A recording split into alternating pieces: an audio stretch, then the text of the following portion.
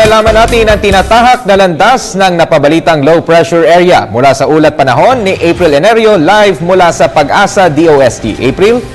Salamat, Ralph. Sa ating ulat panahon, umiiral ang northeast monsoon sa northern Luzon habang ang intertropical convergence zone ng Mindanao. Kaya sa lagay ng panahon natin ngayon hanggang bukas, ang Bicol Region, Visayas at Mindanao ay makakaranas ng light to moderate rains or thunderstorms. Habang mga rehiyon ng Ilocos, Cordillera at Cagayan Valley ay makakaranas naman ng mahihinang pag-ulan.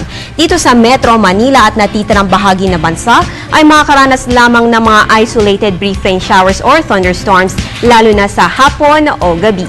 Ayon kay Pag-asa Weather Forecaster Henry Kitlong, wala pa naman tayo namamataang namumuong sama ng panahon na nagbabanta sa ating par sa mga susunod na araw. So again, Ralph, wala pa po tayo namamataang low pressure area na nagbabanta sa ating par at sa ngayon nakikita natin mga kaulapan, yan po ay parte lamang ng intertropical convergence zone.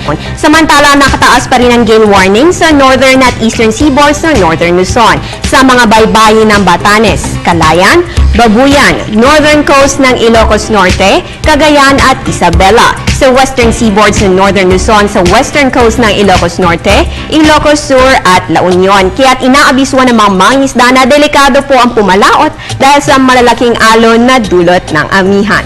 Paalala na lang sa ating mga kababayan na huwag kalimutang magdala ng payong bilang panangga sa posibleng pag-ulan.